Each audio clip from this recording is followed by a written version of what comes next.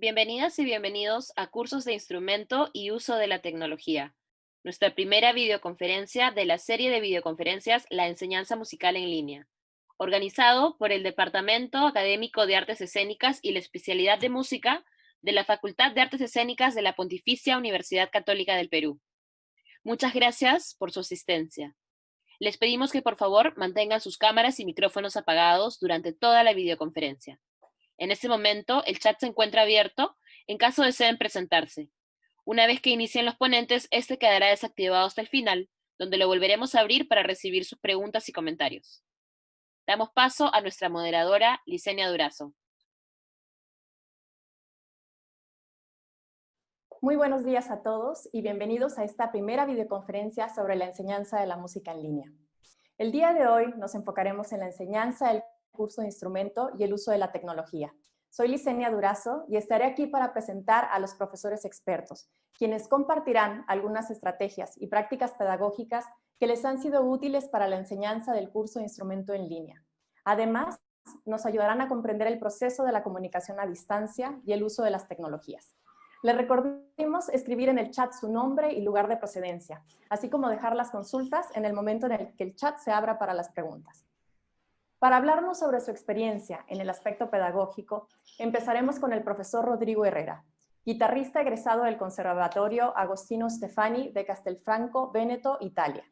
Es docente de guitarra, música de cámara y lenguaje musical en la especialidad de música de la Facultad de Artes Escénicas de la Pontificia Universidad Católica del Perú y de la especialidad de guitarra de la Universidad Nacional de Música en Lima, Perú. Como parte del trío Nahual, cuenta con más de una docena de primeros premios en concursos internacionales y la condecoración con la medalla Pietro Grassi del Senado de la República Italiana. Imparte clases de instrumento en línea desde el año 2017. Adelante, Rodrigo. ¿Qué tal? Buenos días. Gracias, Licenia. Bienvenidos a todos a esta conferencia sobre la educación musical. Estoy muy contento de poder compartir mi experiencia y que está en proceso de evolutivo, como todo. Y quisiera compartirles mi presentación.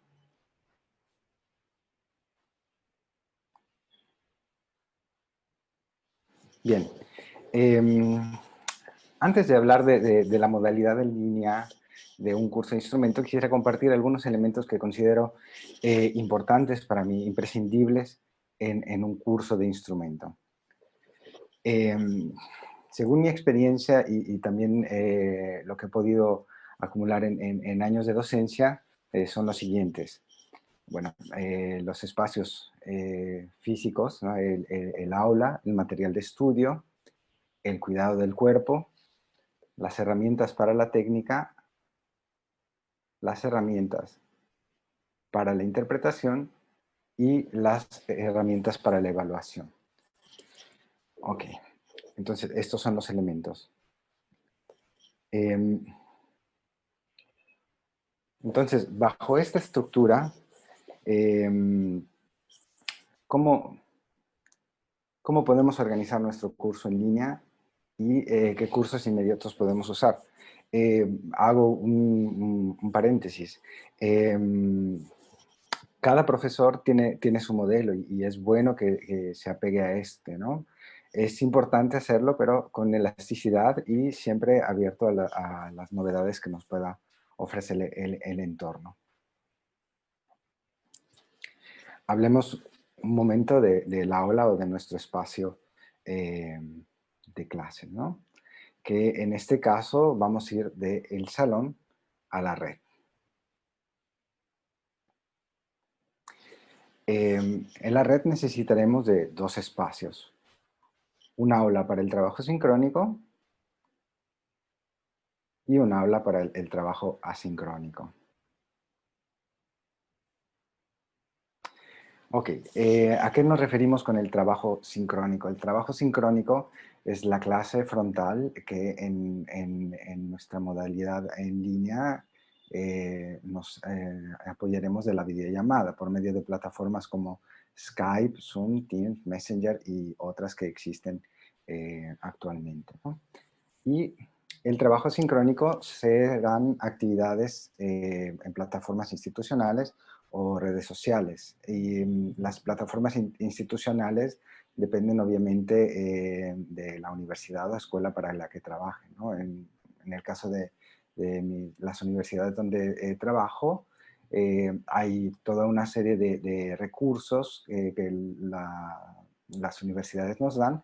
En el caso de la Universidad Católica es Paideia, en el caso de la Universidad de Música es Teams, que está dentro del paquete de Office 365, ¿no?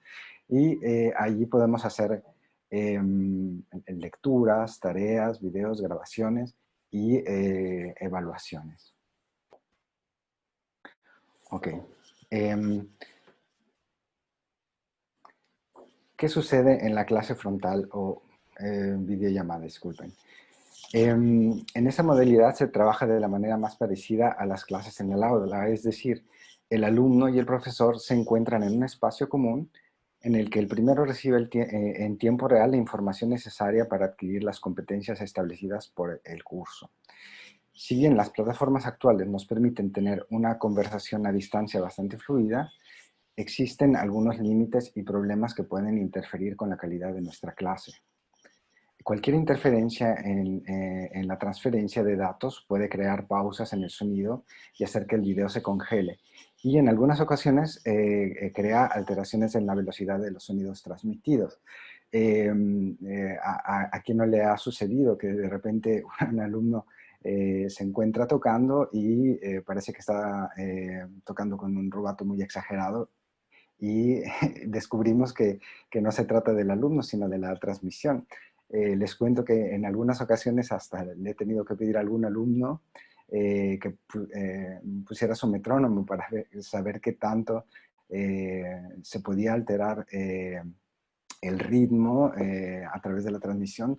Y créanme, seguramente también les ha sucedido, es bastante lo que se puede formar una frase musical dado este problema, ¿no? Se recomienda usar esta modalidad, es decir, la clase frontal o la videollamada, para la totalidad de la clase solo en un primer periodo del ciclo. Es decir, cuando estamos en el proceso de lectura, análisis y digitación de la pieza y, por supuesto, el alumno no debe tocar la pieza de principio a fin. Y avanzará por frases o compases bastante breves, ¿no? Así evitamos tener que hacer repetir al alumno la pieza porque el sonido no llegó a tiempo o porque surgieron algunos de los problemas ya citados anteriormente, ¿no? O incluso puede suceder que dejemos de ver sus movimientos porque la imagen se congeló, ¿no? Entonces, si nosotros escogemos hacer secciones muy pequeñas para poder aconsejar la digitación y trabajar sobre el análisis, no hay ningún problema si de repente hay alguna interferencia porque los periodos son muy breves y se pueden repetir con facilidad, ¿no? Bien, ahora, ¿qué aspectos tenemos que tener en consideración para la calidad de estas clases? Obviamente, la calidad del sonido, la iluminación y el encuadre del maestro y el alumno. Yo no voy a tocar estos temas. Vamos a contar con la participación de mi colega Omar Raez, que compartirá todos los detalles que nos ayudarán a tomar de la mejor manera estas situaciones, ¿no? Aquí tenemos un ejemplo de videollamada en la que estoy con un alumno y bien, en este caso es bastante simpático porque el alumno no se encuentra en la ciudad, él es de Trujillo y bueno, es una cosa simpática que aún estando en la misma universidad. Tengo alumnos que regresaron a sus lugares de orígenes y, bueno, estamos haciendo estas actividades a mayor distancia con respecto a otros, ¿no? Ahora, vamos a hablar sobre el material de estudio. Bien, las partituras y los métodos que usaremos, que usábamos normalmente en forma física, ahora los tendremos que usar en formato PDF, obviamente. Y hay que asegurarnos de que el maestro y el alumno cuenten con las mismas versiones, porque ha sucedido que de repente el alumno te dice, bueno, voy a tocar esta pieza y algunas ediciones difieren o tienen errores, ¿no? Entonces hay que ser muy cuidadosos en ese aspecto y maestro y alumno utilizar siempre la misma versión. Para facilitar el señalamiento del trabajo en la partitura, es importante la organización de este material, es decir, enumerar los compases y dividirlos por secciones. Este puede ser un muy buen primer ejercicio para los alumnos que les ayuda a conocer su pieza, dividirla por secciones, conocerla formalmente, ¿no? Ahora, al compartir pantalla, yo uso, por ejemplo, la vista previa de mi equipo y con eso, en tiempo real, puedo hacer señalaciones sobre lo que tenemos que trabajar, ¿no? Porque tenemos que suplir el gesto de poner el dedo sobre la partitura y decir parte de aquí, ¿no? Entonces, con estas opciones puedo señalar a mi alumno qué es lo que tenemos que trabajar.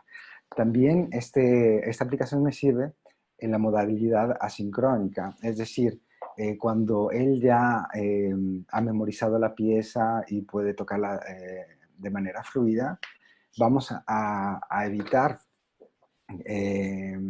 bueno, en la medida de lo posible, que el alumno toque la pieza de principio a fin durante una clase frontal o videollamada, por los problemas que ya dijimos antes, ¿no? Si el alumno está tocando y hay alguna interrupción, es demasiado molesto, además de que la calidad del sonido no es la más adecuada. Entonces, se divide la clase de forma asincrónica, solicitándole al alumno que un día o dos antes de su clase mande un audio o un video al maestro. Entonces, yo sobre el PDF puedo poner notas para recordarme qué es lo que le voy a decir en la clase, ¿no? Entonces, muy claramente la clase fluye sin que el alumno tenga la necesidad de tocar toda la pieza y haya todo tipo de interrupciones dadas por el servicio de Internet, ¿no? Ahora, como decía antes, es importante enumerar y dividir la partitura por secciones. Y bueno, aquí vemos un ejemplo de algunas indicaciones marcadas en vivo al alumno, ¿no? Ahora, el otro aspecto del que hablamos, que para mí es bastante importante, es el cuidado del cuerpo.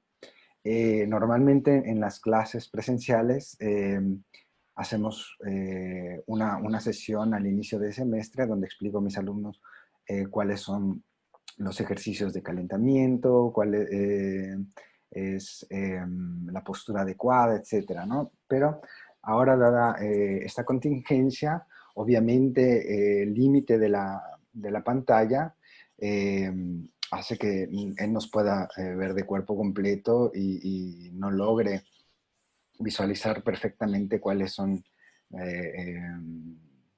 las posiciones correctas a 360 grados, ¿no?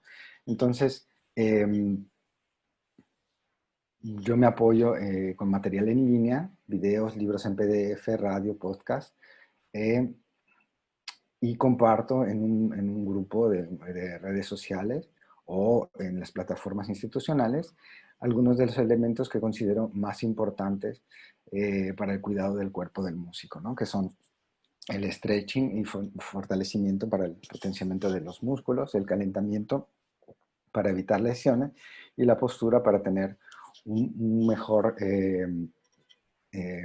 una mejor performance.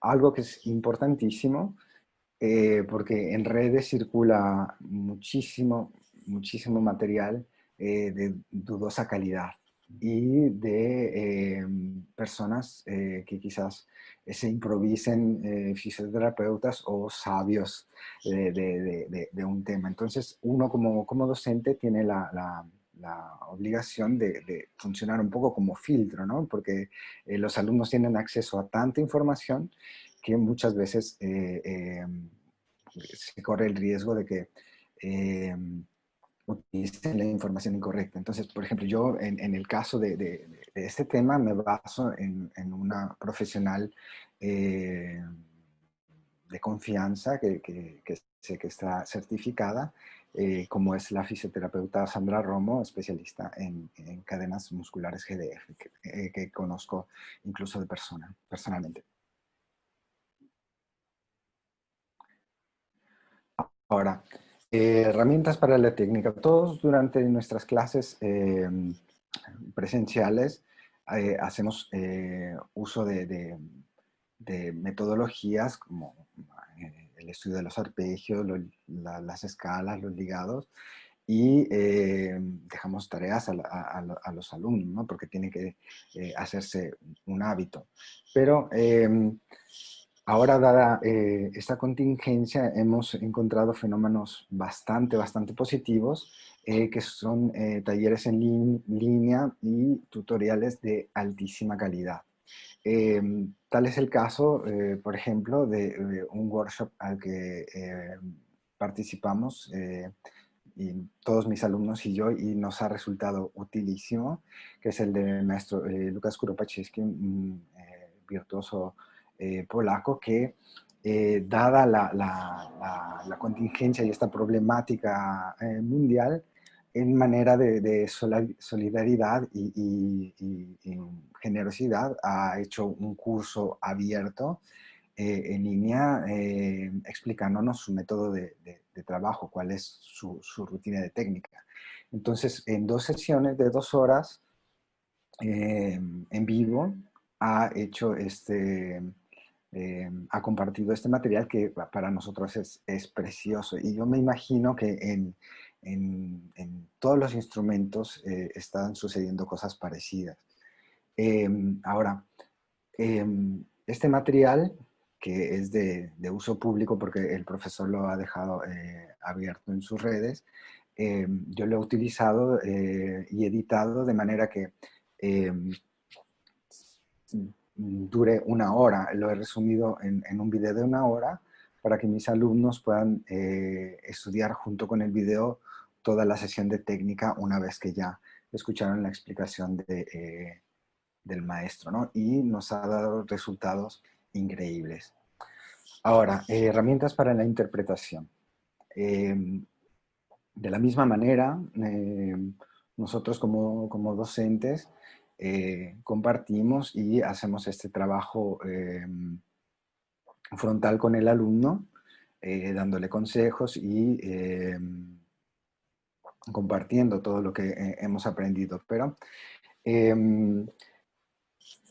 yo siempre he pensado que el espacio del aula y solo maestro y alumno es un poco limitado para abordar todos los temas que se refieren a la música, que es un tema demasiado extenso, demasiado vasto como para limitarse a eso, ¿no? Entonces, he organizado conversatorios de temas que pueden ayudarles a la interpretación de sus piezas. Por ejemplo, sesiones de Zoom en las que dejo algunos capítulos de algún libro importante. En este caso, por ejemplo, es del libro de Johann Joachim Quantz, el flautista barroco que escribió este método importantísimo para la interpretación de la música de su época.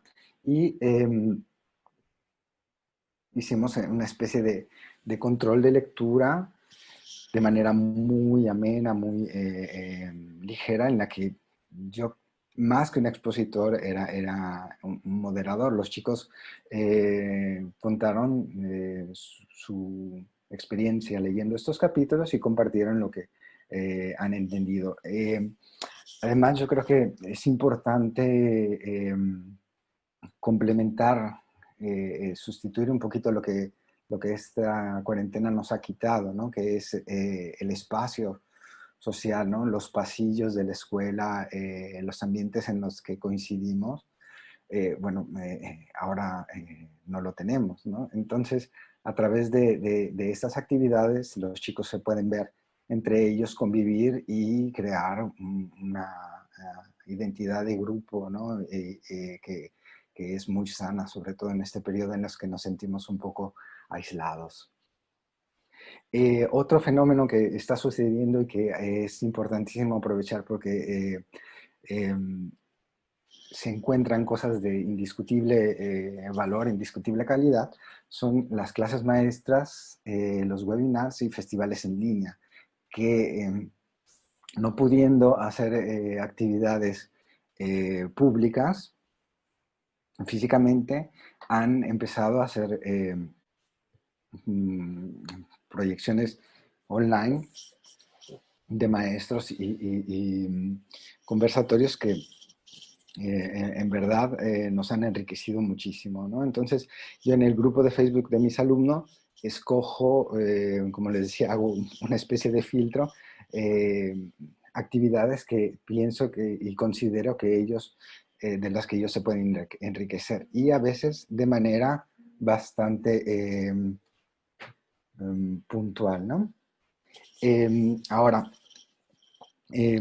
por ejemplo, si un alumno está tocando una pieza en particular, se puede hacer uso eh, de contenidos particulares, ¿no? Como este programa que habla sobre un compositor en específico, o esta clase en vivo que habla de una pieza en específico, o actividades que están haciendo colegas buenísimas sobre historia de nuestro instrumento. Ahora, las herramientas de la evaluación son muy importantes. Yo considero que para una evaluación más completa se pueden usar estos tres tipos de evaluación. La heteroevaluación, que es la evaluación maestro-alumno, la autoevaluación, que es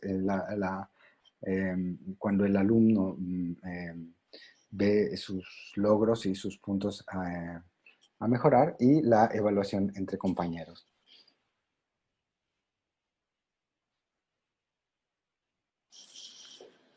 Sí, las actividades de evaluación, bueno, la heteroevaluación, que es la de maestro-alumno, son las que usamos normalmente, la evaluación continua, evaluación parcial, evaluación final.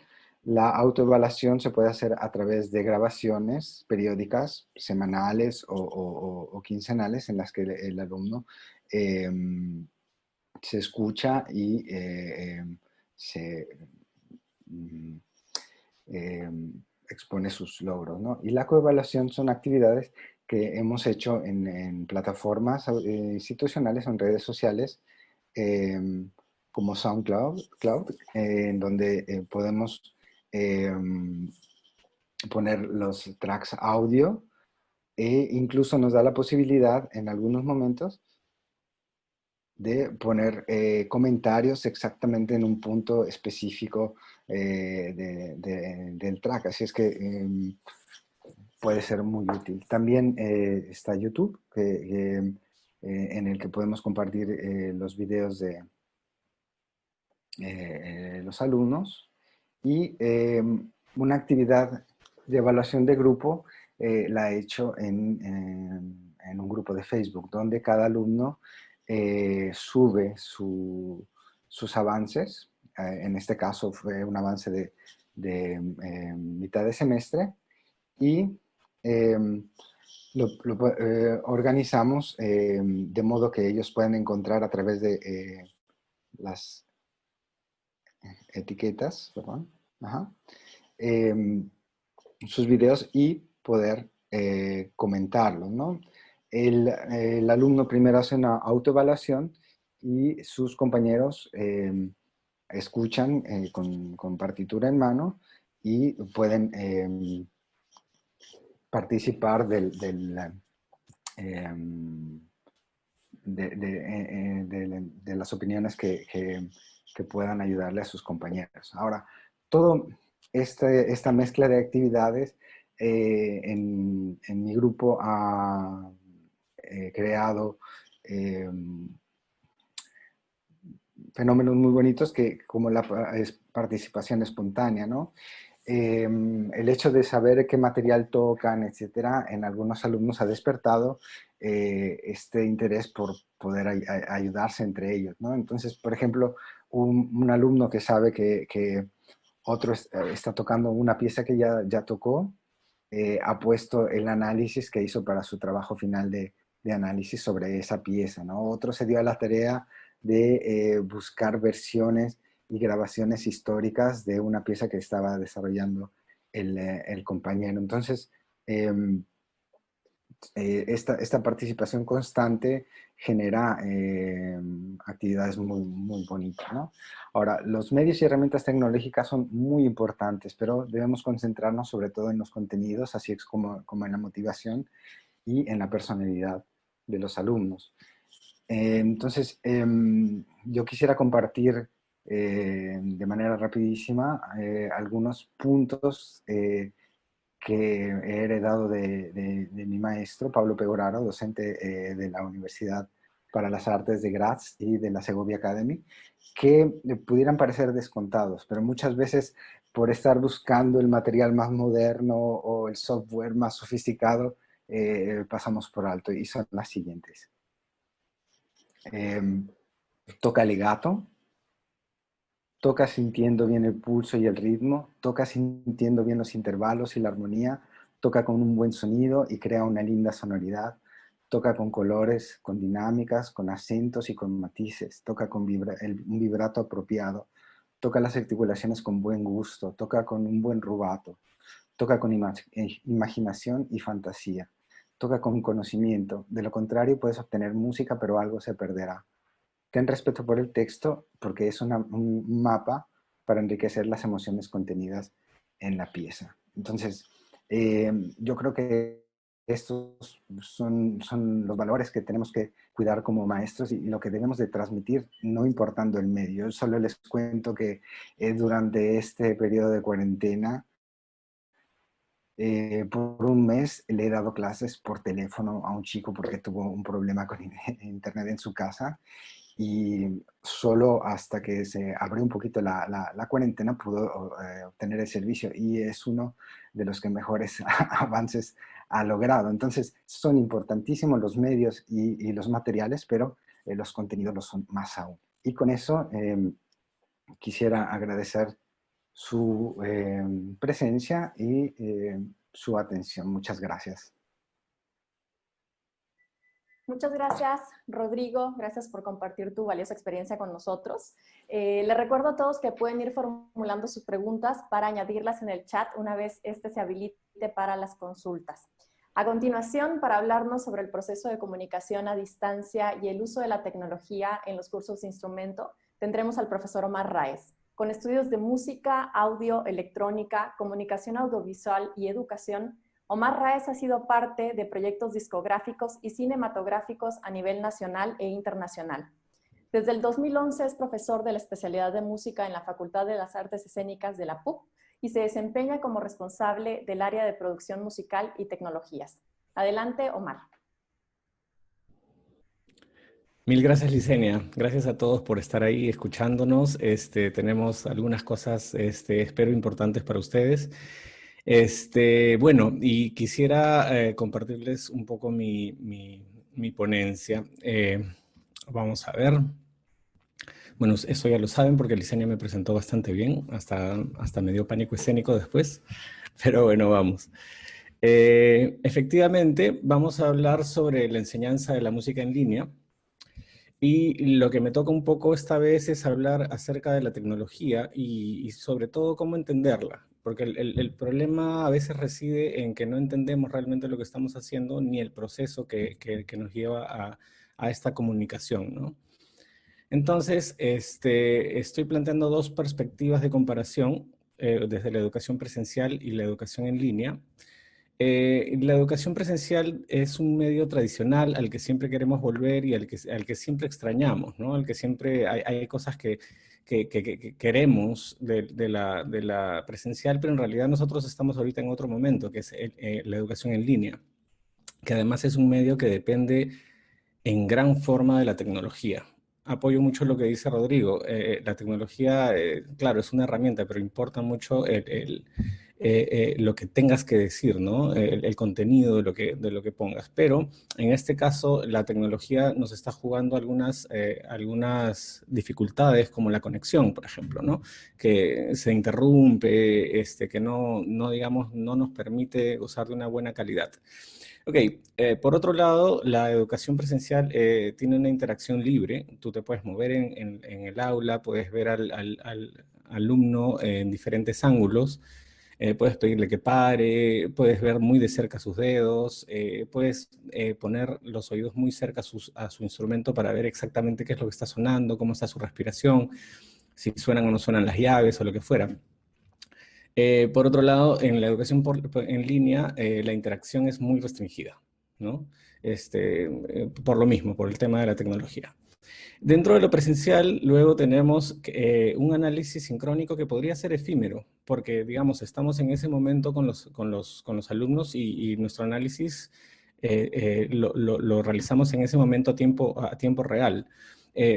Pero en línea nosotros podríamos usar este análisis asincrónico más profundo, ¿no? A través del Internet, un análisis más profundo. ¿Por qué? Porque tenemos grabada la sesión.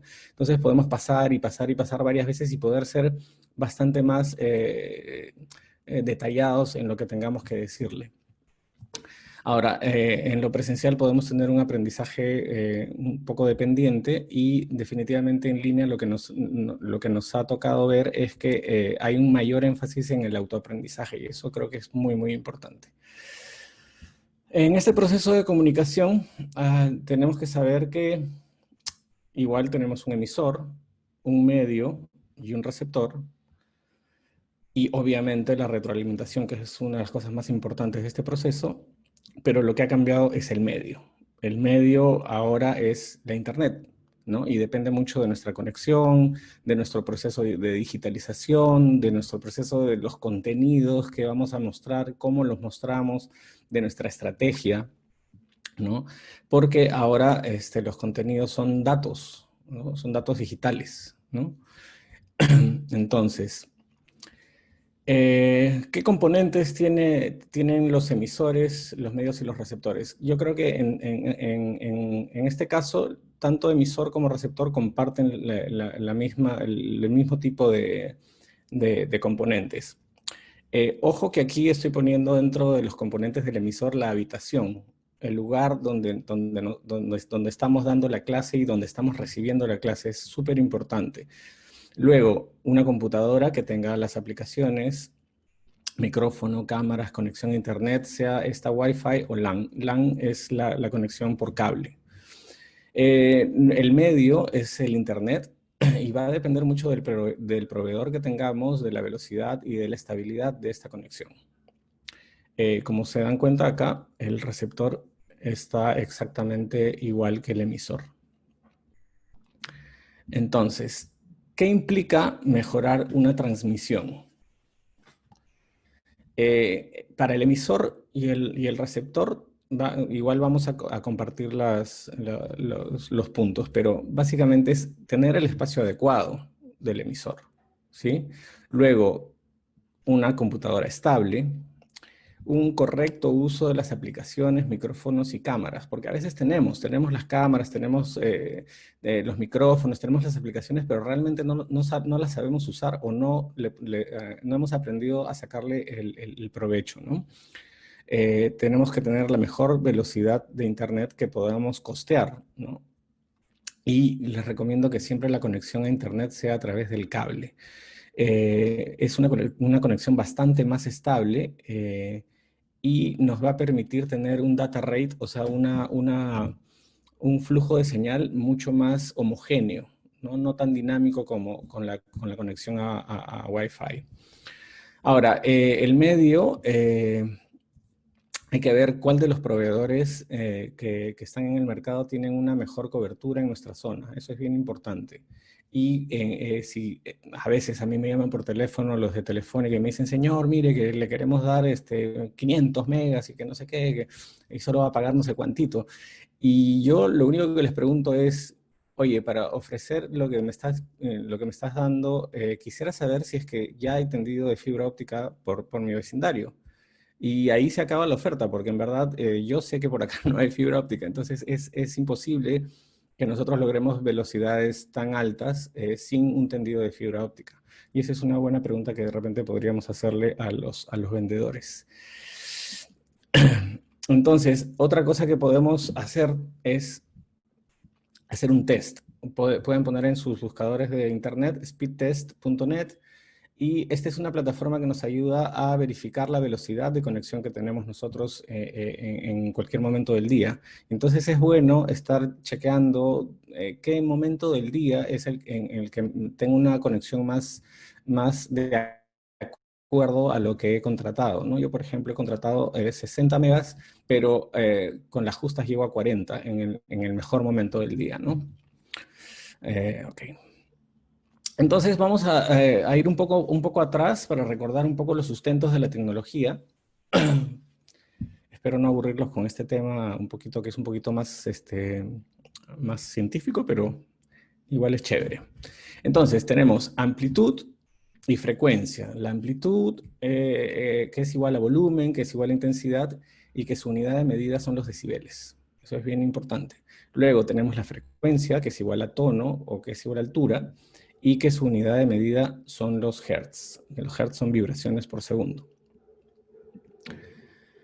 En la amplitud tenemos tipo una escala, desde muy tenue hasta daño permanente, donde vamos viendo que en 0 dB tenemos el silencio, a 20 dB tenemos los insectos que pueden sonar en la noche, 30 decibeles una oficina vacía, no en medio de la Bancay seguramente, sino en algún lugar más tranquilo.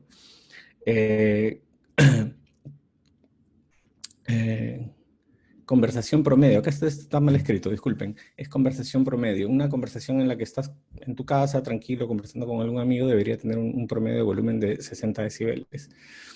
La calle, si uno sale, yo ahorita por ejemplo salgo a la calle un rato a comprarme algunas cosas que necesito, seguramente voy a encontrar el volumen de la calle en 70 decibeles. El tráfico, eso va a depender, porque acá en Lima por lo menos tenemos un tráfico muy, ¿qué podríamos decir? Agresivo. No creo que esté en 80 dB, sino en 90, 100 o 120 algunas veces, pero debería empezar en 80. Los conciertos de rock, que son muy fuertes, están siempre por arriba de 100 decibeles. Y 140 decibeles, donde tenemos, en comparación al motor de un avión, a este punto nosotros ya generamos un daño permanente en el oído porque podemos romper el tímpano. Entonces, digamos, desde 80 decibeles para adelante hay que tratar siempre de no exponerse, ¿no? Porque estamos dañando el oído de forma constante y podemos resultar en un daño permanente.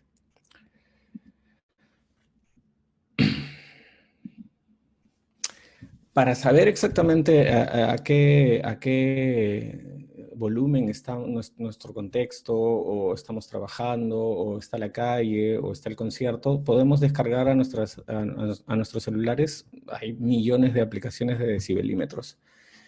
Muchos decibelímetros tanto para todos los sistemas operativos que tienen nuestros teléfonos. Yo creo que es una buena herramienta, incluso para setear el volumen de los parlantes que uno está usando en casa. Yo trabajo, cuando tengo que trabajar mezclas o un trabajo que me implica un largo tiempo, tipo entre 6 u 8 horas, no uso más de 75 decibeles. por algunos momentos podría usar 80, ¿no? Como algo muy específico, pero normalmente estoy entre 70 y 75 decibeles para poder no fatigar al oído, que eso es súper importante. Entonces, luego acá lo que les estoy mostrando un poco para retomar el tema de las frecuencias, porque acá hay un tema bien importante que es la tonalidad, los tonos, los graves, los medios, los agudos, las frecuencias. En este primer bloque que tenemos arriba están todos los, bueno, no todos, algunos instrumentos con sus registros, ¿no? Tenemos las voces, tenemos las cuerdas, ¿no? Percusión. Y acá abajo tenemos las 88 teclas del piano con sus respectivas frecuencias a las que están sonando y que tienen una concordancia con los registros de los instrumentos. Es así que podemos encontrar acá a 440 Hz, que es la nota La, que la utilizamos como referencia de afinación. Teóricamente, nosotros nacemos con la posibilidad de escuchar de 20 Hz a 20.000 Hz, pero eso, como vamos a ver ahora, es teórico. El oído humano es un órgano en cierta forma deficiente. La tecnología ha buscado déficit para lograr un balance tonal y así disfrutar de todo el espectro teórico con el que nacemos. En teoría, el ser humano puede escuchar de un rango de entre 20 Hz y 20.000 Hz. Ahora, lo que pasa es esto realmente. Nosotros tenemos esto en lo teórico, pero realmente nuestro oído hace estas curvas. Si se dan cuenta, tiene muy pocos graves, entonces sí hace un super énfasis en los medios graves, que van más o menos desde 200 Hz hasta 1K. Luego hace otro super énfasis de 2K a 5K, luego acá baja. Entonces es una respuesta irregular la de nuestro oído. Entonces, ¿qué es lo que hacen nuestros sistemas de reproducción? Los mejores van destacándose por la homogeneidad que logran en este sentido, que logran compensar ese déficit subiendo un poco los graves, subiendo un poco, no, bastante los graves, bajando los graves medios, bajando bastante los medios agudos, y aquí igual, ¿no? Esta compensación la diseñan pues las personas que están haciendo audífonos, parlantes, y buscan que escuchemos bonito, ¿no? Que escuchemos rico, que escuchemos completo. Entonces, si tenemos una fuente sonora con agudos, medios y graves, y nosotros le subimos un poquito el volumen a los graves, para escuchar mejor, ¿no? Para escuchar súper chévere, seguramente vamos a estar muy contentos, pero al momento de transferir esta información a la computadora vamos a lograr una señal un poco distorsionada. Y al pasarla a través de la red, les va a llegar a nuestro alumno o a la persona con la que nos estamos comunicando también de una forma mala. En ese sentido vamos a tener un emisor muy contento y un receptor pues no tan contento, ¿no? Porque le está llegando la información pues un poco mal. Entonces, lo ideal es disminuir un poco los graves si tenemos alguna pista o algún contenido que está sonando en nuestro cuarto con el que nos estamos acompañando. Así no vamos a escuchar perfectamente, pero vamos a escuchar bien. Vamos a poder tener una buena emisión, nos va a escuchar bien, y sobre todo el receptor, que es a quien nos estamos dirigiendo, va a poder tener una buena apreciación de lo que le estamos mandando.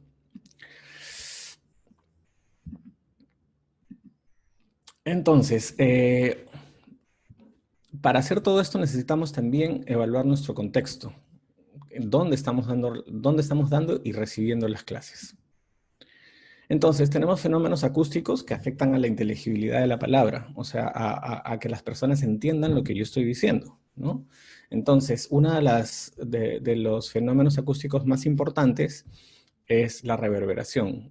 La reverberación, si bien es bonita, es rica, nos da cierto placer auditivo, también cuando esta reverberación es muy grande, muy extensa,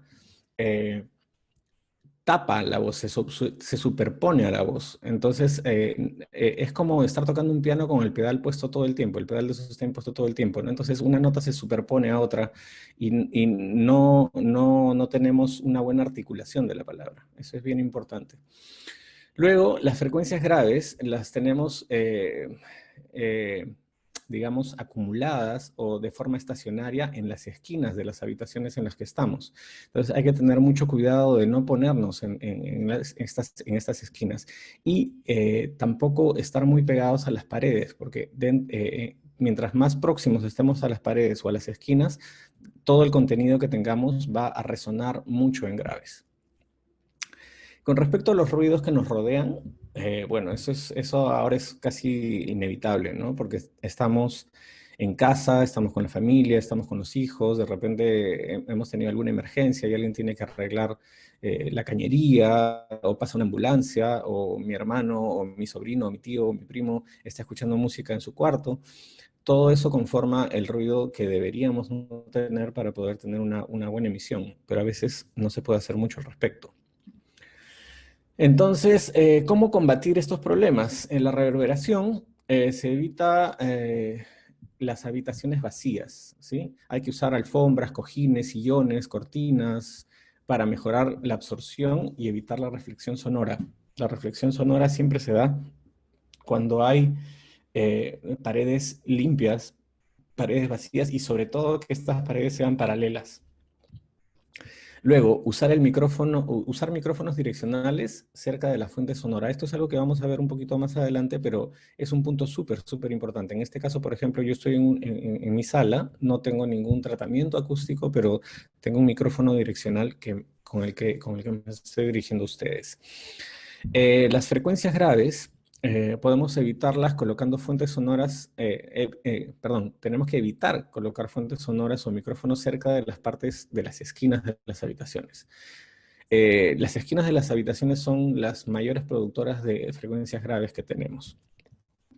Ahora, si tenemos algún sistema de audio que se está reproduciendo, hay que bajarle el volumen un poquito a los graves, que de repente no va a ser muy placentero para nosotros, pero vamos a tener una mucho mejor emisión. Ahora, evitar colocar el micrófono que estemos usando a menos de 15 centímetros de la fuente sonora, porque todos los micrófonos, bueno, con excepciones de algunos muy específicos, tienen un efecto de proximidad. Este efecto de proximidad quiere decir que a medida de que yo voy acercando el micrófono a la fuente, se va incrementando en graves, ¿sí? Pueden ser hacia los 120 Hz, 180 Hz, 100 Hz, 80 Hz. Son frecuencias que cuando se superponen, pues molestan mucho. Luego, el ruido, esto que es un poco complicado manejar ahora, en este contexto que estamos, hay que evitar los espacios comunes, ¿no? Hay que buscar un cuarto, un lugar donde, digamos, no esté transitando tanta gente. Hay que cerrar las ventanas con vista a la calle. Hay que evitar el uso de horarios comunes, ¿no? O sea, donde todo el mundo esté haciendo cosas. Y obviamente cerrar las puertas de la habitación en la que estemos dictando la clase. Con respecto a la tecnología, voy a darles algunas herramientas muy específicas que nos pueden ayudar a que este proceso de comunicación sea más efectivo.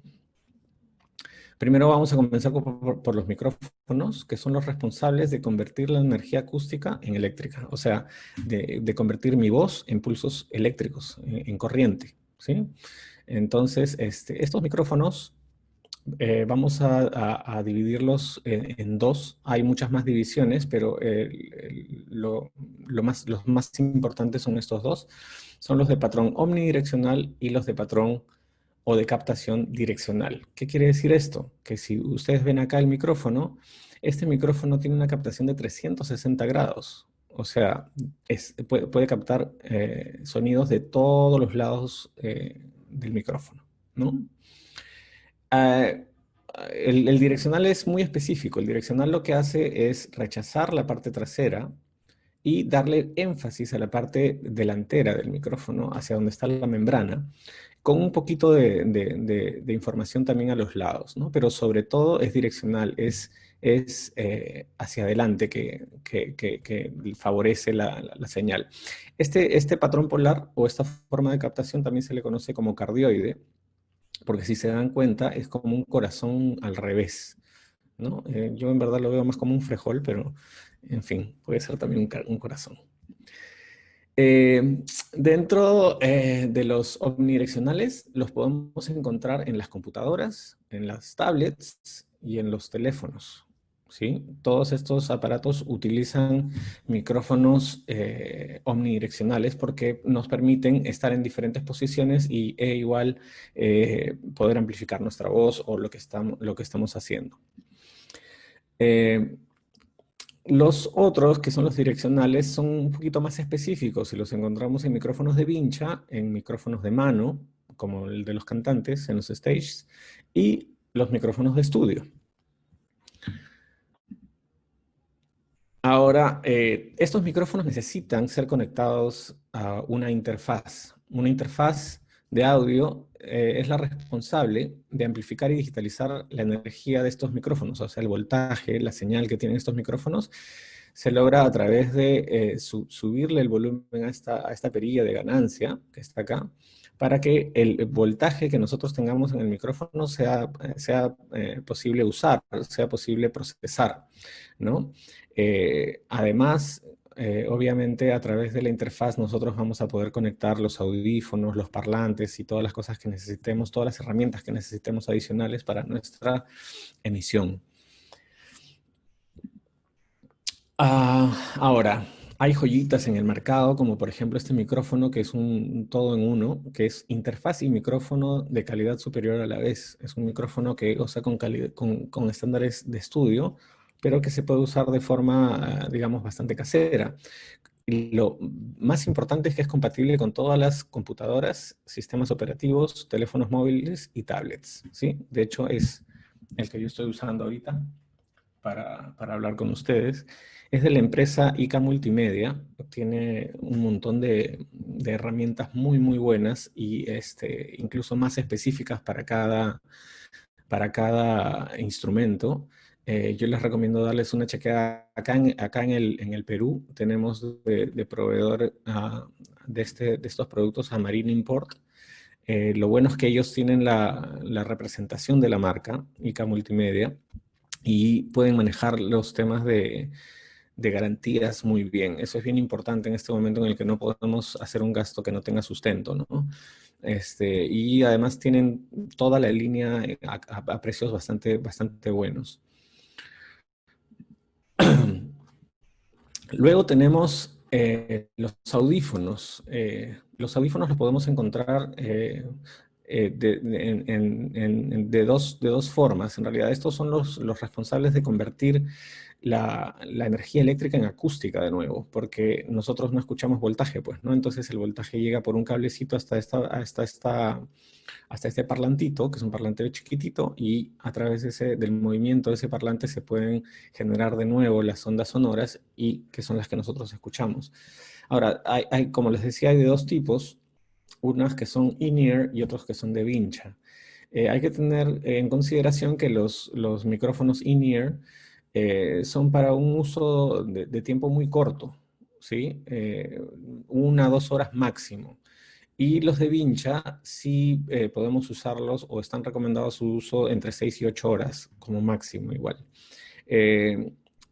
Todo esto tomando mucho en cuenta el volumen al que los trabajemos, ¿no? Hay que tratar de no trabajar con el volumen máximo porque nos vamos a generar un daño permanente, ¿no? De tener algo muy pegado al oído, está sobreestimulando mucho a todo el aparato auditivo. Con respecto a todo lo que es video, yo en verdad no quería ser muy específico porque tipo en Zoom o en las plataformas que nosotros usamos, claro, cuando nosotros las vamos a adquirir nos ofrecen video en Super HD y de las mejores configuraciones, pero en realidad lo que pasa es que los sistemas tienen que priorizar en la comunicación, entonces deterioran bastante la información de las cámaras en función de que el mensaje llegue, ¿no? Entonces, ese HD realmente lo podríamos disfrutar si tuviéramos una conectividad muy, de una cantidad de megas muy alto, ¿no? Entonces, pero igual, tenemos las webcams, que las podemos encontrar en gran variedad de modelos y marcas como Logitech, Genius, Microsoft, etcétera.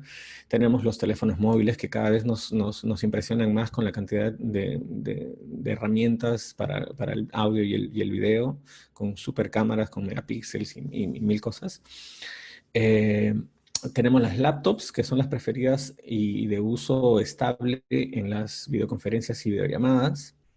Luego, esto de las laptops sobre todo es porque las podemos conectar a la red a través del cable, ¿no? Es bien importante. Los teléfonos móviles no podemos, solamente podemos gozar de la conexión de datos o por Wi-Fi. Luego están las cámaras GoPro, que son unas cámaras chiquitas que te permiten ponerla en lugares muy cerca a la fuente, ¿no? Entonces un guitarrista, por ejemplo, que está tocando, podría ponerla en el clavijero y poder así ver bien el movimiento de las manos, ¿no? Luego hay cámaras semiprofesionales y profesionales, pero esas ya son, digamos, para gente que se dedica a generar contenidos o para gente que se dedica a la industria cinematográfica, ¿no? Eh, es bien importante darse cuenta que estas herramientas también nos sirven para el contenido asincrónico. Y creo que es ahí donde yo pondría bastante énfasis, ¿no? De generar nuestros propios contenidos y tanto sea alumno o profesor para poder tener la mejor calidad y luego ambas partes puedan tener el mejor análisis. A ver. Entonces, ¿cómo se divide la responsabilidad de un buen registro? En este caso, para nosotros el instrumento, el instrumentista y el cuarto y las herramientas que tengamos, ¿no? O sea, los micrófonos, las interfaces, los audífonos. Y obviamente todo esto gira alrededor de nuestra conexión a Internet. Si tenemos una mala conexión a Internet, pues lamentablemente todo lo que podamos invertir en nuestra técnica va seguramente a ser un poco deteriorado. Entonces hay que hacer énfasis en lo asincrónico en ese sentido también. Algo que es muy importante y que quiero dejarles es que con todo este tema de la tecnología nosotros a veces actuamos con cierta inercia y tratamos de comprar miles de cosas para resolver nuestros problemas, pero a veces son problemas que ni siquiera han empezado a existir. Entonces, yo les sugiero que hay que empezar con lo que se tiene en casa. Luego hay que ir atendiendo las necesidades según vayan apareciendo, ¿no? La demanda. Porque no estamos en un momento tipo para gastar mucho dinero y tampoco estamos en un momento como para desperdiciar los tiempos de comunicación, ¿no? Hay que aprender rápido, hay que hacer las cosas rápidas, nuestra comunicación tiene que ser efectiva, en fin. Entonces, ¿cómo mejorar nuestra comunicación? Primero, contratemos la mejor conexión que podamos pagar. Lamentablemente todo va por ese embudo, ¿no? Podemos tener todo lo más chévere, pero si tenemos una mala conexión, pues en realidad no vamos a poder ayudarnos mucho. Luego, como segundo, establezcamos un plan para optimizar los recursos sincrónicos y asincrónicos. No todo debe ser sincrónico, eso es bien importante. Y tercero, encontremos un espacio adecuado y equipémonos con las herramientas necesarias que sepamos manejar bien. Eso es bien importante, que sepamos manejar bien. Antes de poner a prueba estas herramientas, tomémonos un tiempo de leer los manuales, de consultar. Yo les voy a dejar igual mi dirección de email para cualquier consulta que ustedes tengan y que yo pueda resolver. Así que, nada, les doy las gracias por haberme escuchado y espero que esta información haya sido o sea, digamos que le den buena utilidad. Tengo también para enviarles un manual que tuve que hacer para generación de contenidos y algunas otras informaciones de páginas web, de proveedores y cosas que tengo adicionales que ya por tiempo no nos va a alcanzar exponerlas en en este conversatorio. Bueno, muchas gracias.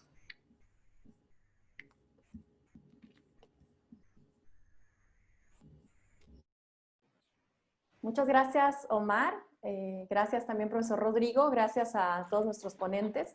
Está abierto el chat para hacer sus preguntas ahora. Me gustaría rescatar muy brevemente que el haber entrado en estos entornos virtuales de manera tan repentina a causa de esta crisis sanitaria, obviamente ha tenido muchos desafíos, muchos retos para todos los profesores, pero como conversábamos también antes los profesores, los ponentes, también presenta muchas oportunidades que antes no existían. El tema de la autoevaluación, el tema de que los chicos tengan que practicar, grabarse hasta que les puedan tener un video listo para enviar, implica muchísimas habilidades y competencias que antes no se fomentaban de la misma manera. Así es que si lo vemos de esa manera, es también un momento muy importante y muy interesante para el crecimiento artístico de nuestros estudiantes. Yo quisiera iniciar con la primera pregunta que está dirigida para el maestro Herrera. Y mientras tanto invito a al público que pueda mandarnos sus preguntas en el chat. Y se presenta Emily Rodríguez, violinista y profesora de la Universidad Nacional de San Agustín de Arequipa. Es puertorriqueña. Bienvenida, gracias. Dice que está utilizando el Google Drive para hacer las anotaciones necesarias para sus clases. Sin embargo, solo se limita a poder hacer comentarios. ¿Qué programa está utilizando el maestro Herrera para poder hacer sus anotaciones de manera tan nítida y tan organizada en los PDF? Bien. Yo uso el material que se llama vista previa de mi computadora, porque en el lector de Adobe Acrobat se pueden solo subrayar en los textos, ¿no? De manera de estudio, pero, por ejemplo, voy a compartir un momentito mi pantalla. Con el vista previa, yo puedo seleccionar la herramienta lápiz, ¿no? No sé si lo pueden ver, y inmediatamente me puede hacer este tipo de trazos. Puedo escoger el color. Por ejemplo, yo a veces, si hay una indicación que se repita muchas veces durante la partitura, por ejemplo, un acento que no es correcto o una resolución de alguna apoyatura que no está haciendo, lo marco del mismo color para evidenciarlo, ¿no? Y tenemos esta otra herramienta que me parece fantástica, que es la nota tipo post-it, donde yo puedo escribir para la versión asincrónica y decir, por ejemplo,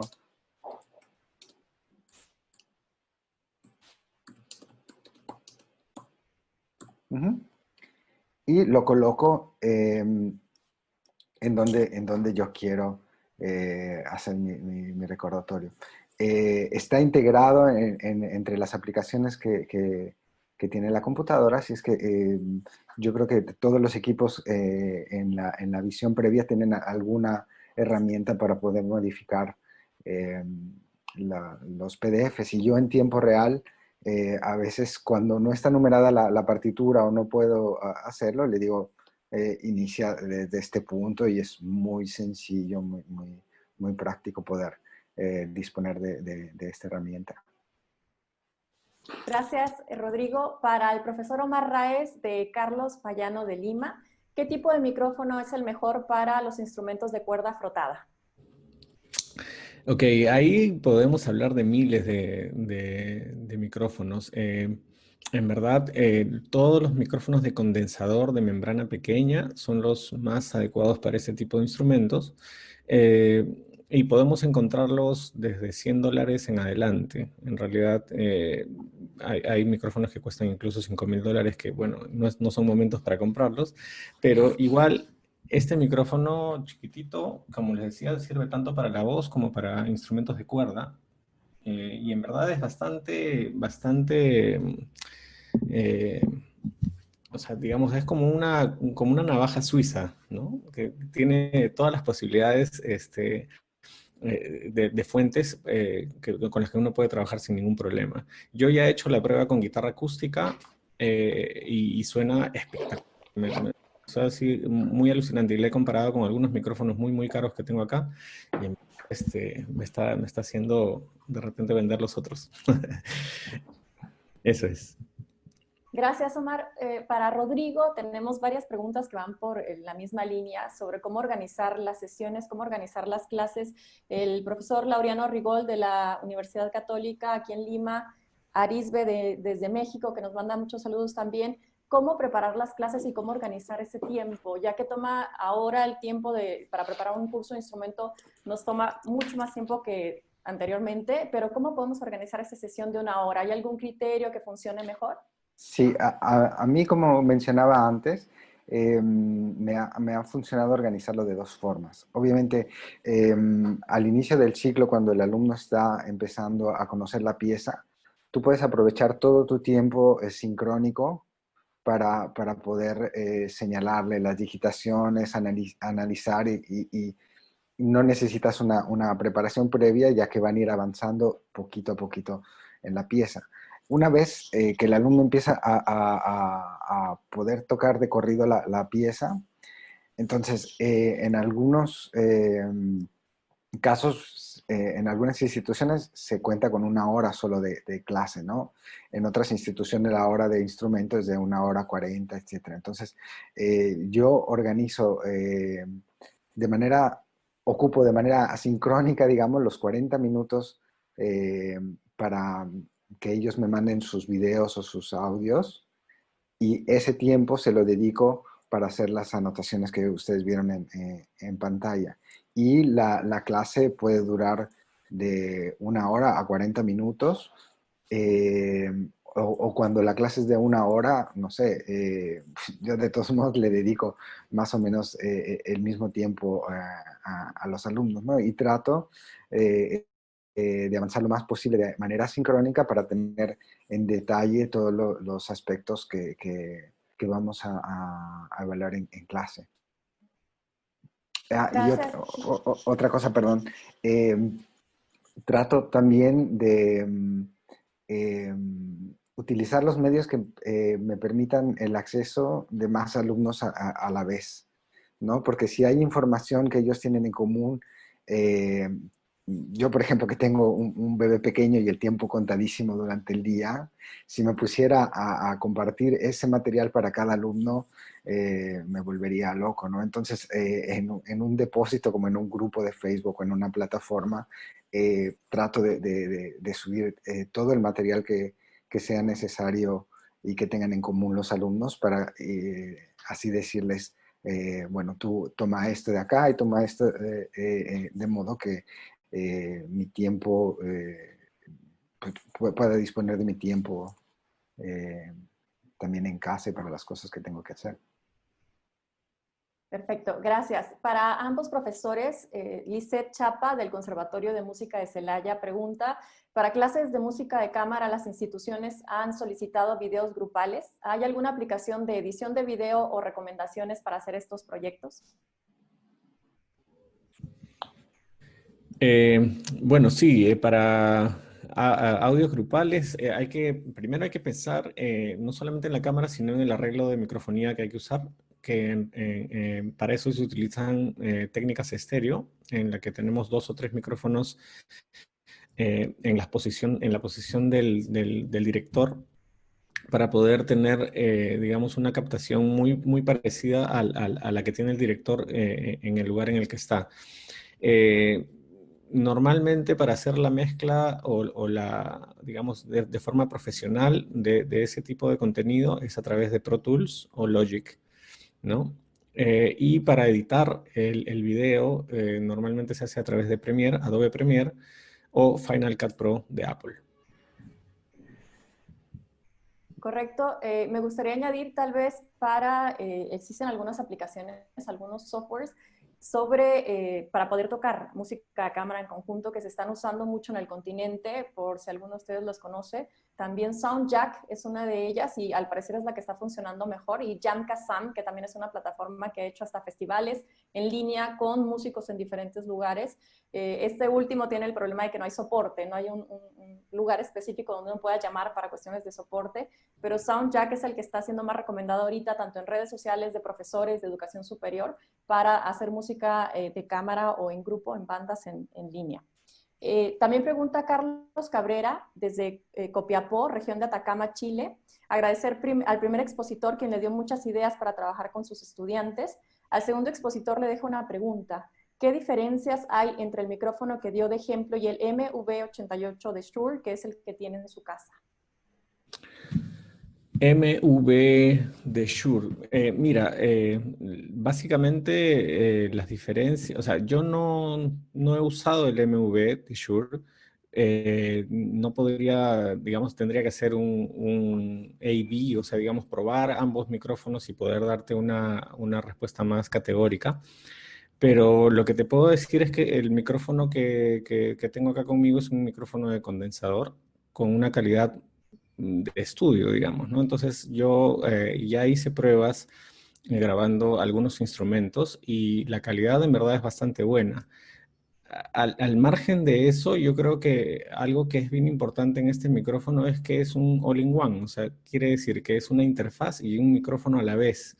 Entonces, no tienes que comprar un micrófono, una interfaz, sino solamente compras el micrófono y acá tienes la ganancia, ¿no? En este potenciómetro, y acá tienes el volumen de los audífonos que vas a usar. Entonces lo conectas simplemente con un cablecito USB a tu computadora y ya está. Yo creo que la diferencia reside más en esas características. Gracias, Omar. Aquí dos preguntas relacionadas con micrófonos e interfaces. Julieta González, de México también, excelente conferencia, muy útil. Ella consulta si tienen alguna sugerencia para que no se corten los sonidos largos en la clase frontal de un instrumento melódico. Y también Paco Mejía Ruiz consulta si usa su interfaz de 2 canales, ambos canales oirán en el Zoom, por ejemplo, su voz y el instrumento. Rodrigo, ¿quieres contestar la primera y yo la segunda? Bueno, sí. En Zoom tenemos la opción para cortar las frecuencias externas. Entonces, si vas al ángulo izquierdo en bajo, encuentras Audio Settings o configuración de audio. Abres esa ventana y en Avanzados, que está en el ángulo inferior derecho, vas a encontrar suprimir el ruido de fondo y suprimir el sonido intermitente. Entonces, hay que deshabilitar esas opciones para que no corte los sonidos largos. Ok, con respecto a la segunda pregunta, si tienes una interfaz, sí, porque a través de la interfaz vienen con un mezclador de software. Entonces tú puedes decir que la entrada 1 y la 2 vayan hacia la misma salida y en Zoom tú tomas esa misma salida y puedes tener 2 o 3 o 16 o 24 o 32 canales sin ningún problema. Eso sería. Perfecto, gracias. Martín Cortés, profesor de música de Lima, su pregunta es para el profesor Raez. ¿Cuál sería la manera más sencilla de generar un entorno con aislamiento acústico para evitar las reverberancias? Ok, sí, es bien importante. Hay que hacer uso de las cosas que tenemos en casa. Como les decía, los cuartos vacíos son nuestros enemigos número 1. Hay que evitar el paralelismo. Entonces, por ejemplo, poner en una pared, poner un librero, poner alguna manta, poner cojines, llenarla un poco de muebles, con alfombras, va a hacer que el sonido no rebote, o en todo caso, si rebota, no lo haga de forma directa, porque igual todos los materiales tienen un coeficiente de absorción, unos tienen más, otros tienen menos, pero, digamos, tratar de poner la mayor cantidad de material absorbente en las casas, ¿no? Aprovechamos de repente de ponerlas en las esquinas para que no se generen más graves de lo necesario, pero lo más importante es tener control sobre las paredes que están enfrente y atrás de uno, ¿no? Porque son las que te rebotan de forma más directa. Correcto. De Alexis Alvarado, de la PUC, dice, normalmente los músicos intérpretes en su gran mayoría no nos dedicamos a la ingeniería de sonido. Sin embargo, en esta era de lo virtual es altamente recomendable tener siempre a la mano una grabadora de sonido que cumpla con las 3 Bs, bueno, bonito, barato, que no sea necesariamente una aplicación del celular. ¿Qué opinas de la H2N o nos recomendarías alguna otra grabadora multipropósito que grabe en formato WAV y MP3? Sí, en verdad la H2N es una muy buena máquina y están habiendo muchas más máquinas que están saliendo en el mercado justamente por este tema de la pandemia. Ahora, yo sinceramente soy creyente de que los teléfonos que tenemos en este momento son muy, muy, muy capaces de hacer un registro muy profesional. Y en ese sentido, lo único que habría que hacer es comprarle los accesorios adecuados. Hay varios fabricantes que tienen micrófonos de condensador y micrófonos con arreglos estéreo que tú puedes conectar al celular y convertirlo en una super grabadora. Entonces yo, digamos, si es un tema de inversión, yo me iría por ahí, ¿no? Y creo que luego ya puedes experimentar con otro tipo de arreglos, pero si ya tienes un aparato que tiene todas las capacidades de no solamente de grabar, sino de procesar, entonces ¿para qué te compras otro aparato? Mejor comprarle un accesorio y que te sirva también para lo mismo, ¿no? Perfecto. Tenemos a Jimena Venero de la Universidad Nacional de Música. Si solo tengo audífonos con micrófono del celular, ¿es mejor grabar con esos o de frente con el micrófono integrado del celular? En este caso, un iPhone 6. Ah, no, a ver, yo les voy a hacer ahorita una prueba. He estado hablando por este micrófono y tengo acá conmigo unos audífonos que son como para hablar por teléfono y se van a dar cuenta un poco del cambio del tipo de sonido que tienen. Entonces, y eso que estos audífonos son unos audífonos Bose, bastante caros, pero digamos hay que invertir un poquito en el oído. Y voy a cambiarlos aquí. A ver. Voy a cambiar esto aquí y le voy a poner... Ok, ahí estoy sonando a través del otro micrófono. No sé si se han dado cuenta que se escucha totalmente diferente. De hecho, reducido en graves. Estos micrófonos son interesantes cuando uno tiene que alejarse de la fuente, ¿no? Por ejemplo, en este caso yo podría alejarme, tipo caminar o dar la clase moviendo mucho o lo que fuera, y no he perdido la distancia entre el micrófono y la fuente, que es mi voz. Para ese tipo de cosas es aconsejable, pero no para un instrumento, porque se dan cuenta que se ha disminuido la calidad del sonido, ¿no? Voy a volver a la otra configuración.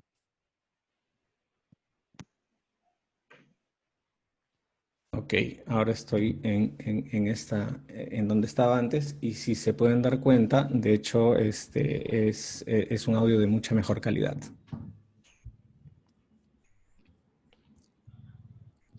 Correcto, Omar. Hay una pregunta más con respecto a algunas recomendaciones. Carlos Mesías Figueroa, de la Escuela Superior de Música Francisco Pérez Anampa de ICA, para Omar. ¿Qué opiniones de la interfaz Audient i14 o alguna que pueda recomendar de gama media? Ok, Audient i14 es una muy buena interfaz, tiene previos bastante buenos digamos, para el precio y las prestaciones que tiene. Yo creo que en este momento la interfaz más vendida en la pandemia y en la historia de la producción musical es la Focusrite Scarlett 2i2. toda la línea Focusrite está a muy buen precio y además está saliendo con muy buenas, con muy buenos adicionales de software para el procesamiento. Yo les aconsejaría entrar a la página de Mag Audio. A ver, creo que por aquí la tengo. A ver. Que es un proveedor. Es bien importante que el proveedor sea, digamos, esté acá en el Perú, porque el tema de las garantías es súper, súper importante. Y además que sea el representante de la marca. Entonces, acá ellos, por ejemplo, te dan todo un paquete de audífono, interfaz y micrófono por $369 y si no tienes $369 te dan uno por 300, que es el micrófono, una interfaz con una sola entrada de micrófono y otra de instrumento y su micrófono de condensador. Yo me iría por ahí, ¿no? Audient, no sé quién está en este momento dando la garantía y el soporte técnico. En algún momento lo tuvo Sonotec, pero no estoy seguro si todavía lo tiene. En todo caso, Mag Audio tiene la representación de Avid, tiene la representación de Focusrite, tiene la representación de, digamos, las marcas más importantes en la industria musical. Entonces, hay que darle una checadita a estos señores que además son muy, muy buena onda. Gracias por el comercial, Omar. Tenemos aquí preguntas de nuestros colegas profesores de Arequipa. Nos mandan saludos desde el Conservatorio Regional de Música Dunker Lavalle. Muchas gracias a ustedes también. Y también de Arequipa, Francisco Sarabia nos pregunta si se podría conectar una interfaz al celular para transmitir en vivo con buena calidad de sonido. Al celular, sí, efectivamente. Hay micrófonos, a ver, déjame ver por aquí. Tengo uno que es este señor que se llama iRig MicLab, también de ICA Multimedia, que está hecho para conectarse al celular y tiene una captación increíble, es buenísimo. Es para hacer entrevistas, para hacer videos, para hacer cualquier tipo de transmisión a través de las redes también, sin ningún problema. Perfecto. Finalmente, las dos últimas preguntas. Tenemos un saludo especial desde Colombia, muchos saludos también. Pregunta, ¿cuál es la mejor forma de hacer videos grupales si los niños solo tienen como medio para grabar el celular? A ver, cosa que nos ha pasado antes, y hice hace poquito un videoclip con varios músicos y que algunos tenían solamente el celular o tenían menos que eso, porque incluso a uno de ellos se le había malogrado el celular. Y tuvo que pedirle el celular a la tía para poder hacer un poco del contenido. Yo creo que el manual que les voy a pasar luego los va a ayudar, digamos, bastante a poder dirigir a los alumnos o a los padres para que puedan generar los contenidos necesarios para que tengan una calidad mínima aceptable para hacer un videoclip, en este caso un video o un video grupal. Porque hay que tomar en cuenta la distancia, hay que tomar en cuenta el espacio, hay que tomar en consideración igual, hay que tomar en cuenta la posición digamos, de la cámara hacia el músico. No hay que forzar posiciones que no sean ergonómicas, hay que tener varias consideraciones. Entonces, son varios temas de los que podríamos hablar, pero de hecho ya están en el manual, así que ahora que se los paso, de hecho creo que les puede servir bastante para ese tema. Sí, cabe precisar que a todos los inscritos en esta ponencia les estaremos haciendo llegar, como menciona Omar, un manual con la información que se brindó hoy, además con diferentes cuadros de diferentes softwares, aplicaciones que pueden ser de gran utilidad para momentos sincrónicos y asincrónicos. Esta grabación también va a ser grabada y va a ser subida a la página del Departamento Académico de Artes Escénicas y probablemente les haremos llegar el link por si quieren revisarla nuevamente. Terminamos con la última pregunta de Fernando Salazar. Su consulta es para Rodrigo en respecto a qué estrategias hacer para la organización del contenido asincrónico, referido a qué tanto contenido semanal compartir, textos, videos, podcasts, etcétera, con los alumnos. Y para Omar, sí, en el caso que quiera hacer una muestra final virtual con acceso a amigos y familias de los alumnos de una clase, recomendaría transmitir a los alumnos o transmitir un video previamente hecho, y si tienes datos de apps de transmisión virtual. Bien, para la primera pregunta, actividades sincrónicas pueden ser desde que el alumno se grabe para autocorregirse y mandar un video para la clase, a el hacer actividades por medio de los grupos o interactuando en actividades en vivo. Yo considero tres cosas fundamentales. Uno, las grabaciones que el alumno hace para las clases constantes. La otra, contenido cultural y técnico, que son para complementar el estudio de ciertos aspectos técnicos o profundizar en un aspecto general de la interpretación. Y la otra son actividades que se están desenvolviendo en tiempo real, ¿no? Porque últimamente se han dado, por vía de esta contingencia, actividades interesantísimas que no nos podemos perder. Entonces, obviamente las escojo de modo que el alumno no se vea abrumado con muchas informaciones, y en algunos casos aconsejo no perderse algunas cosas, ¿no? Digamos que son aconsejables, y hay otras que son obligatorias, ¿no? Como el uso del video para desarrollar la técnica cotidiana, etcétera. Y también genero una serie de contenidos personalizados, ¿no? Por ejemplo, un alumno está viendo tal estudio de tal compositor, le comparto los contenidos que sí o sí tiene que ver para profundizar su estudio. Entonces, yo creo que depende mucho de la oferta externa y también de las necesidades del alumno, ¿no? Uno tiene que dosificar de acuerdo a las necesidades durante el ciclo. A ver, con respecto a compartir estos videos, yo soy un poquito enemigo en ese sentido, soy un poquito enemigo de lo sincrónico, porque requiere de que quien esté compartiendo tenga un ancho de banda muy alto y muy estable. Entonces, siempre está la opción de grabarlo y luego pasarles el video. Yo creo que seguiría trabajando sobre esa posibilidad, porque es imposible establecer una media en la conexión. No sabemos exactamente qué tipo de conexión tendrá la gente a la que le vamos a enviar el link.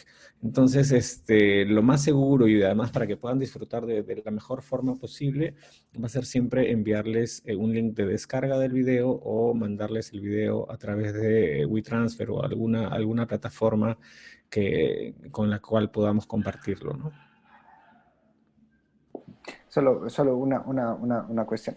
Sí, Por favor. perdón, con respecto a las actividades en vivo, la única ventaja de participar en vivo es de que tú puedes hacerle preguntas al ponente, ¿no? Cosa que si te llega la clase grabada y alguien no hizo una pregunta de la que tú podías tener curiosidad, bueno, te la pierdes, ¿no? Para mí esa es, digamos, la gran oportunidad en este tipo de sesiones. Exacto, justo la gran ventaja de esto es que llega una pregunta, por ejemplo, la última adicional que llegó, y nos daría pena dejarla afuera porque viene desde Cusco la pregunta, y es Luis Cova para el profesor Omar. Él es el profesor de contrabajo, él es venezolano y trabaja en Cusco, y dice: siendo el contrabajo un instrumento de registro muy grave, siempre tengo problemas de audio en las clases. ¿Qué me recomienda aplicar para obtener el mejor rendimiento y resultados de la clase? Sí, este es un tema que nos involucra a todos los ingenieros y a todos los que estamos dentro de la producción musical. ¿Cómo lograr la mejor inteligibilidad de los instrumentos con contenido grave? la articulación es súper importante en estos instrumentos, entonces hay que buscar el sweet spot, que es el balance, o sea, en qué parte del instrumento suena de forma balanceada. Y de esa forma, a ver, tenemos, digamos, en la parte de abajo la caja, ¿no?, de resonancia, y en esa caja de resonancia vamos a tener sobre todo graves. Si nosotros movemos el micrófono más hacia arriba, hacia el diapasón, vamos a poder encontrar el contenido agudo y un montón de armónicos agudos. Entonces, yo jugaría la posición del micrófono entre esos dos puntos hasta encontrar el punto por tonal, donde podamos escuchar con muy buen detalle los agudos y los graves. Pero es en todos los casos, y porque va a depender del instrumento, porque va a depender del cuarto, porque va a depender del micrófono, necesitamos explorar. La exploración es básica y elemental para lograr un buen resultado. No hay una receta mágica que haga que las cosas suenen perfectas, no, sino que siempre hay que buscar la forma y hay que adecuarse, hay que adaptarse un poco también a lo que tenemos, ¿no? Perfecto. Muchas gracias, Omar, y gracias, profesor Rodrigo Herrera. Quisiera agradecer también al Departamento Académico de Artes Escénicas por su apoyo en esta iniciativa e invitarlos a ustedes a la segunda videoconferencia que tratará el tema sobre experiencias musicales en línea para la primera infancia con la profesora Roxana del Barco y la doctora Violeta Schwartz de Argentina. Será el sábado 4 de julio a las 10 de la mañana también. Muchísimas gracias por su asistencia, por sus preguntas y por su participación y hasta la próxima. Chao, gracias. Gracias.